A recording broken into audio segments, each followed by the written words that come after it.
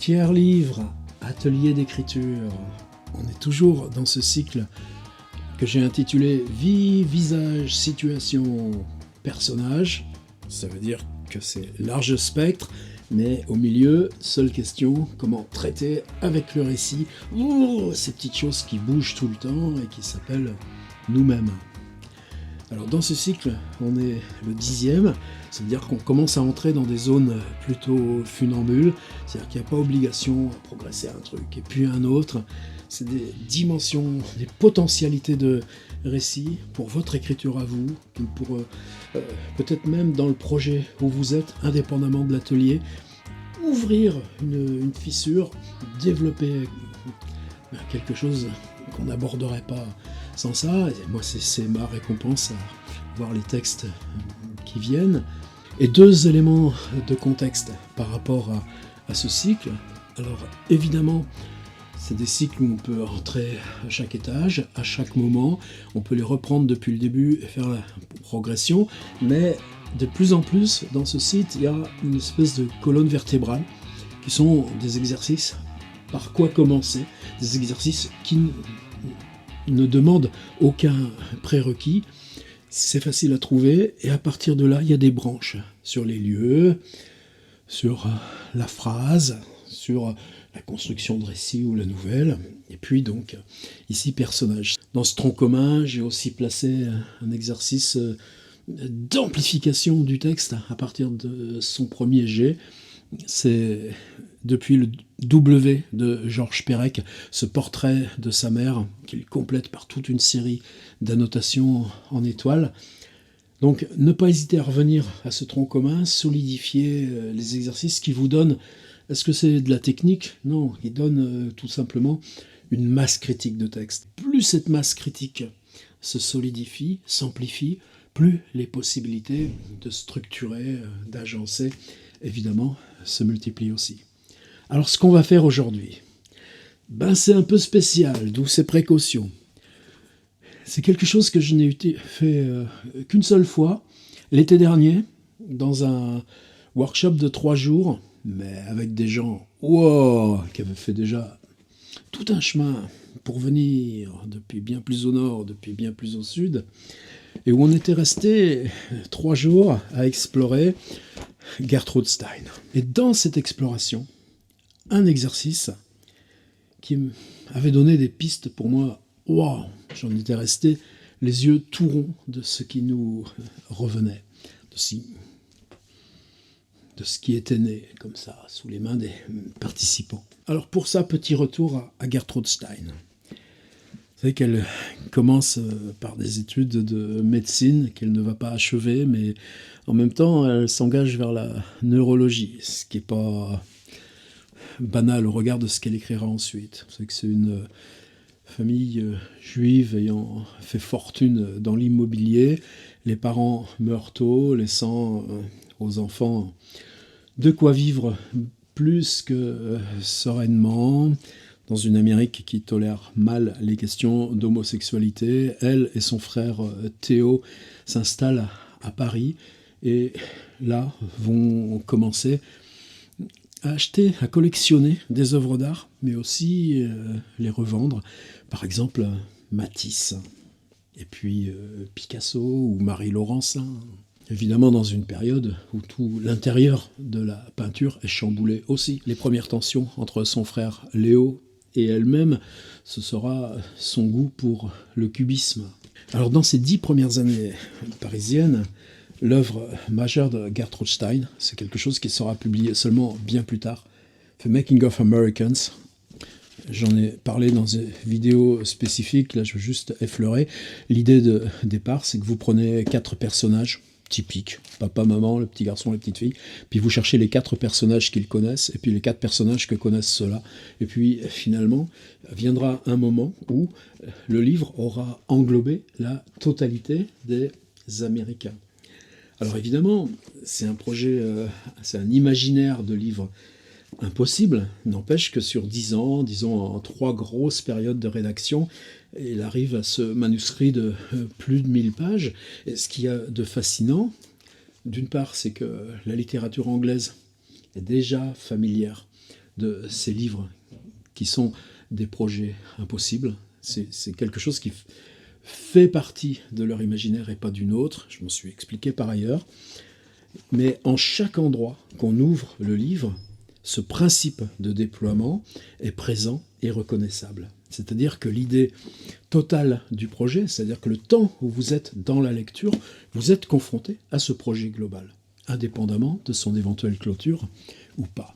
Et c'est dans ce Making of Americans qu'elle commence d'une part, à appréhender en tant que telle, littérairement, conceptuellement, l'idée de portrait, et que le portrait, ce n'est pas une tâche comme les vies des hommes illustres de Plutarque, ou ces choses qui sont évidemment pour nous des sommets, mais que c'est un geste tout aussi formel, conceptuel, que ce qu'exercent les cubistes ou Picabia, dont elle était proche, etc. Un, c'est rempli de portraits. Deux, c'est des portraits qui s'entremêlent, se composent, se distendent. Et là, elle va trouver son vocabulaire. Alors, c'est la période aussi où elle écrit une autre chose qui n'a jamais été traduite, ce How to Write, qui est fabuleux à posséder, parce que là encore, on sait se body sur 3 phrases, et puis si on essaye de trouver la version française, on ne trouve pas.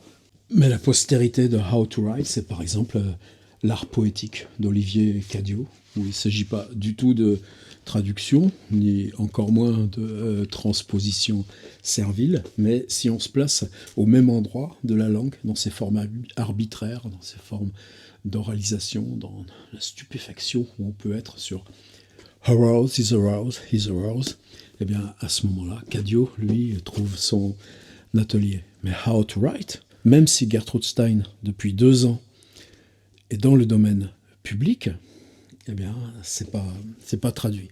On a des choses en français, par exemple, un des livres aussi de cette première période qui s'appelle Tender Buttons, avec un chapitre sur les chambres, un chapitre sur les objets, et on comprend, même sur ces points, chapeau de couleur, une plume, une table, un son, un mouchoir, ça pour les objets, il y a un chapitre sur la nourriture, et puis évidemment ce chapitre qui s'appelle Chambre, c'est ces éditions Nous qui font un si excellent travail, où il y en a là une traduction digne de Gertrude Stein. Sinon, il n'y a quasi rien. Son livre essentiel, Autobiographie d'Alice Toklas, vous savez, cette femme qui était sa compagne depuis toute cette époque et pour plusieurs décennies, si on écrit l'autobiographie d'Alice Toklas, l'auteur Gertrude Stein va en être le personnage principal. Et dans les années 30, c'est cette autobiographie d'Alice Toklas qui, tout d'un coup, elle, la maudite, ou en tout cas l'inconnue, elle qui publie avec ses propres sous ses expérimentations en prose, va devenir célèbre aux USA. Pourquoi ? Parce que dans cette autobiographie d'Alice B. Toklas, les personnages que croisent de façon intime et permanente ces 2 femmes sont devenues des légendes, commencées par Picasso. Est-ce que c'est un malentendu ou pas ? Non, c'est un grand livre. Mais en attendant, il y a 20 ans de travaux. Considérés comme avant-garde, qu'est-ce que ça peut faire ? Oui, on reconnaît en permanence la façon de Stein d'avancer. C'est-à-dire que tout est une énigme et la langue est l'instance de cette énigme. C'est-à-dire qu'elle fait des portraits. On a des portraits, textes sur Matisse, Picasso. Donc on a cet exemple. C'est un texte en diptyque où d'un côté vous avez Matisse. C'est 3 grandes pages évidemment très denses. Donc un texte qui s'appelle Matisse Picasso, où ce sont 2 portraits en diptyque. Un portrait de Matisse qui commence là, 1 page, 2 pages, 3 pages. Disons comme c'est des grosses pages, ça fait largement le double si on est dans une édition ordinaire. Et puis, en diptyque, portrait de Picasso, 2 grandes pages. Et puis en même temps, est-ce qu'elle lâche sa langue ? Non. This one was one who was walking, and certainly this one was needing to be walking, so as to be one being walking. Et celui-ci, c'en était un qui travaillait, puis certainement celui-ci avait besoin d'être au travail comme pour exister, tu as besoin de travailler. Celui-ci, c'en était un qui avait quelque chose qui lui sortait de lui. Celui-ci, c'en était un dont la vie avait été de traiter de ce quelque chose qui sortait de lui. Celui-ci, il était au travail, et puis celui-ci, il travaillait, et celui-ci avait besoin d'être au travail, ne pas être un qui avait quelque chose qui sortirait de lui et qui avait du sens, mais n'aurait pas besoin d'être au travail et d'être en tant que tel son travail. Je prie au hasard et j'improvise comme ça. C'est de la traduction, c'est de l'adaptation. C'est bien là l'enjeu de... ce qu'il va y avoir de funambule dans ce que je vous propose. Mais le problème avec vous, là, dans ces exercices, c'est que plus je me lance dans du funambule, plus on a... Oh, ah bah aujourd'hui, on va faire culminer ce truc-là. Alors, je me répète, il y a ce truc Making of Americans où vous avez ce principe de déploiement. Et tu prends un truc et puis les personnes qui sont en relation et puis le truc, et puis la relation elle s'exprime depuis l'autre et l'autre il regarde celui dont vous êtes parti et ça continue et ça prolifère. À partir de là, cette notion de portrait, Stein la développe dans des gens là.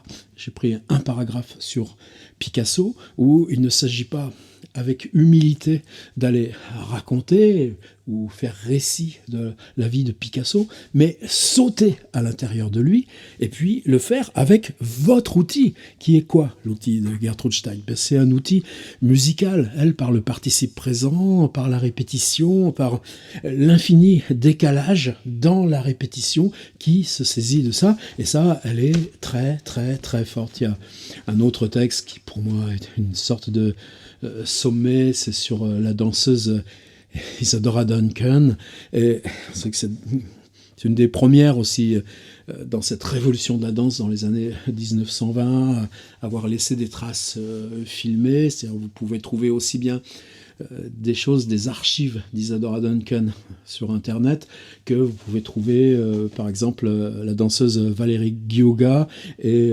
l'écrivain Jean-Michel Espitalier à la batterie, en train de travailler eux-mêmes sur ce texte. She was dancing, she's one being the one, she's one being that one, and doing something, that one is being the one doing that thing, and doing something, the one doing the thing is the one being one doing that thing, this one is one doing something, this one is being the one doing. Et si je passe sur la danse, she went on dancing, she was dancing again and again, she went. Elle s'est mise à danser, et elle dansait toujours et toujours. Et depuis ce moment-là, elle ne fut plus qu'une qui danse.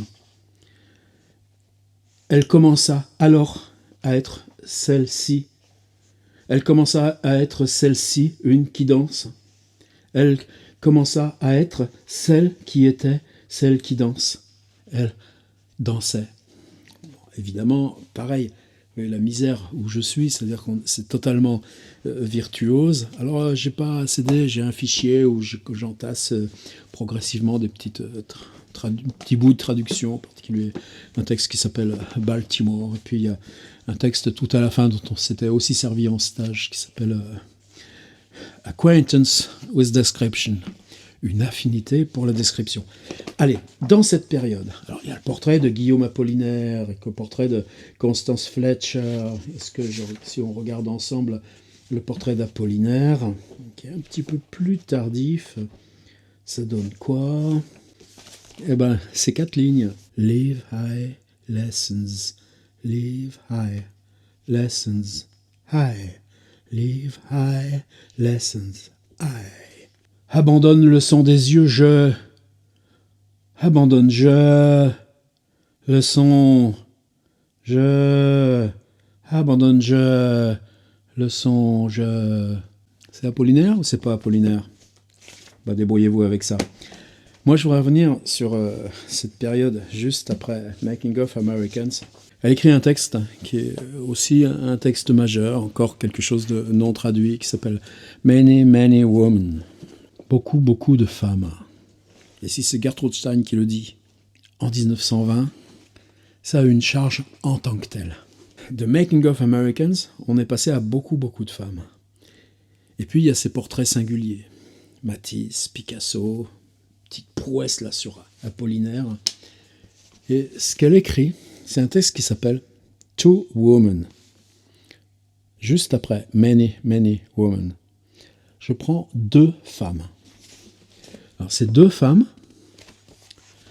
voilà comment ça commence le texte. Alors, pareil, je m'excuse, ça fait 3 semaines là, que je me dis il faudrait que tu en traduises un petit bout pour l'exercice, et ben, je ne suis pas au niveau.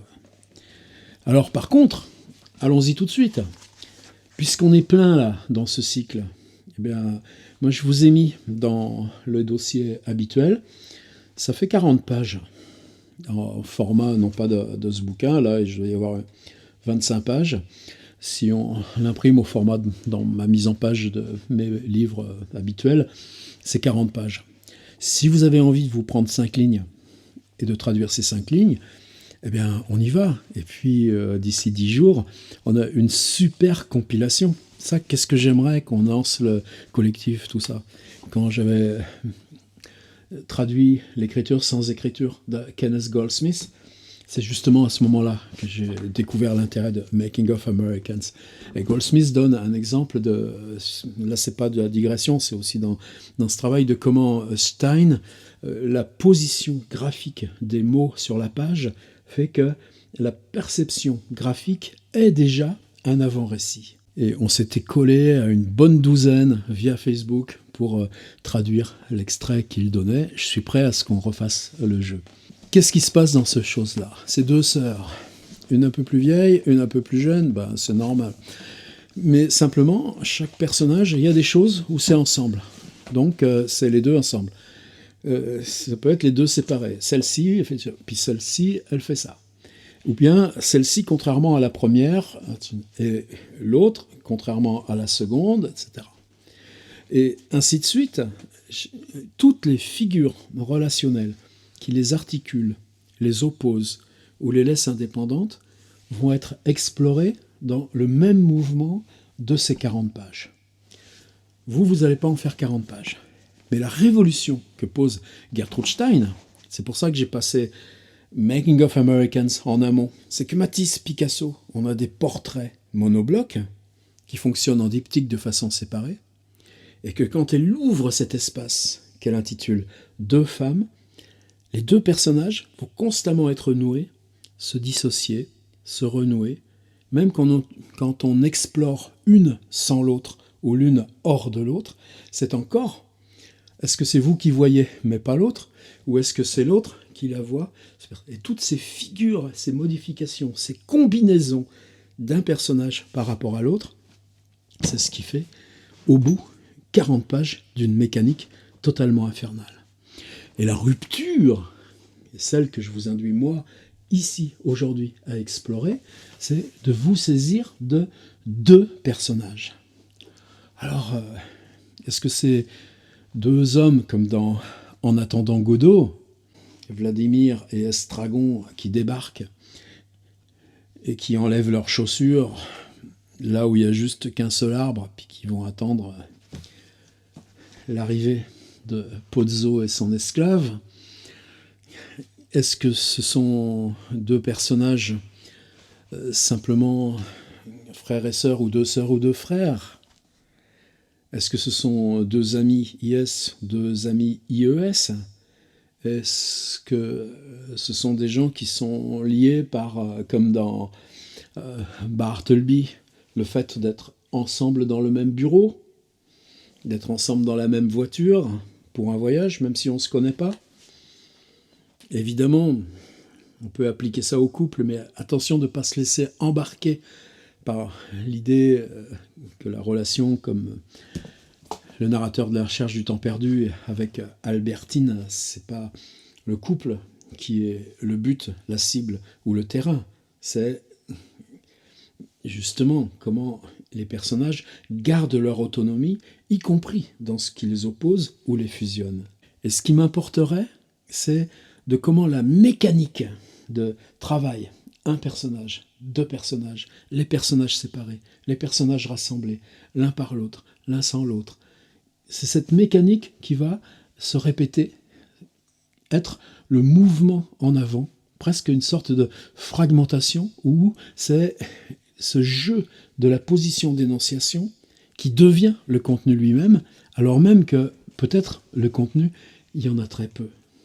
Et ça, ces oppositions de deux personnages, pensez dans le début de la recherche à Combray, les deux grands-tantes, puis les deux sœurs, là, qui sont... Bon, il y en a plein d'exemples. There are often two of them, both women. There were two of them, two women. There were two of them, both women. There were two of them. There were both women. There were two women and there. Et souvent, elles sont par deux. Deux femmes. Elles étaient deux d'entre elles, deux femmes. Et il y en avait deux d'entre elles, les deux des femmes. Il y avait deux d'entre elles. Elles étaient deux femmes.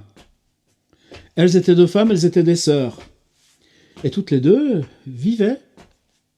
Elles n'étaient pas si souvent ensemble, là où elles vivaient. Elles étaient très souvent pas ensemble quand elles vivaient. Une était la plus vieille, l'autre était la plus jeune. Et toujours elles l'ont su, cette chose. Elles ont toujours su que l'une était l'aînée et l'autre la cadette. La plus âgée, la plus jeune. Elder, the younger, c'est ce qui est répété.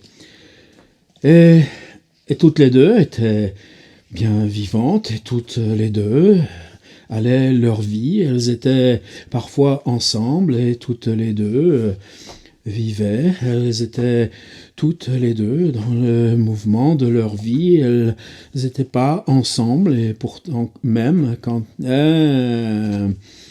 elles n'étaient pas ensemble, même si toutes les deux menaient leur vie, et les deux menaient leur vie, d'autres fois ensemble, des fois ensemble, des fois pas ensemble. L'une était la plus vieille, l'autre était la plus jeune. Quand elles étaient ensemble, elles se parlaient l'une à l'autre, et qu'elles se disaient qu'elles étaient ensemble, et que chacune d'entre elles, comment elles vivaient, etc., etc. C'est épuisant, et puis à chaque fois je simplifie, j'en perds, et ça, au bout de 3 lignes, je suis trop loin.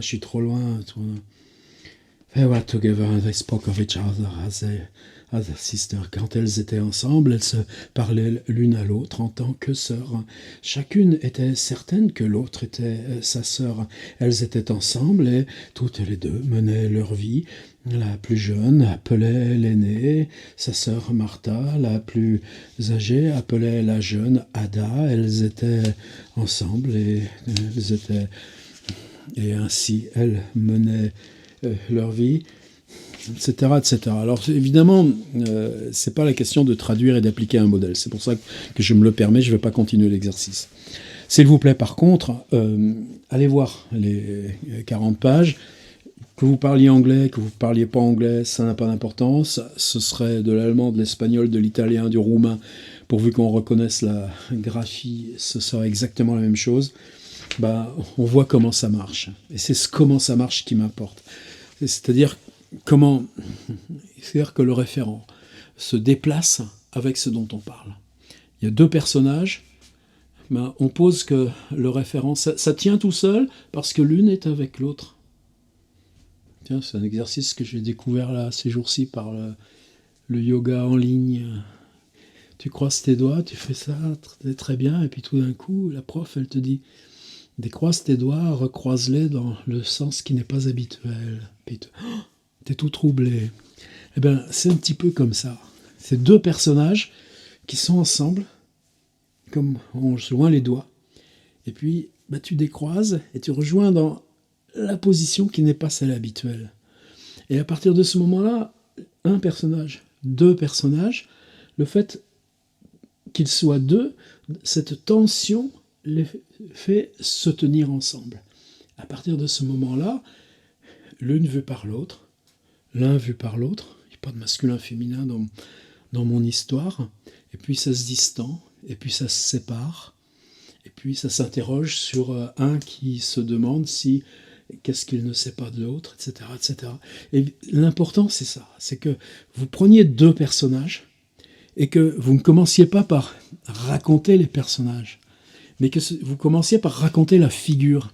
C'est-à-dire la figure de comment un personnage voit l'autre, comment vous tenez les deux personnages. L'énoncé de la figure relationnelle à cet instant, c'est ce qui fait la présence du texte, même avec très peu de contenu. Ce qui n'empêche pas qu'il va y en avoir du contenu. Voilà, je ne vais pas continuer plus. L'important pour moi, c'est d'appeler Gertrude Stein, parce que je pense que elle nous entoure partout. On n'a pas suffisamment brisé les murs. Regardez T.S. Eliot. J'allais faire un jeu de mots avec T.S. Eliot et les mots qui finissent par Eliot. Bon, c'est pas la question de ça, bien sûr, bien sûr. Mais quand même, quoi. C'est-à-dire, qu'est-ce qui a fait que Gertrude Stein a été poussée sur les bords jusqu'à « Ah ouais, si tu parles de Picasso et Matisse, on veut bien t'écouter. » Mais c'est pas ça. Alors nous, il faut qu'on se saisisse. Là, par exemple, ce texte, Two Women, ou l'autre texte dont je vous ai parlé, She Was Dancing, avec ce même principe d'écriture, une écriture extrême, je veux bien, et chacun trouvera son mode d'écriture. Elle invente des espaces narratifs qui n'ont jamais été posés ni exploités avant elle, et qui sont des espaces narratifs tellement tendus, extrêmes, singuliers. Elle danse. Comment vous allez tenir 12 pages avec elle qui danse? Elle danse. She was dancing. She was the one who was dancing. She was the one being dancing. She was learning dancing, etc., etc.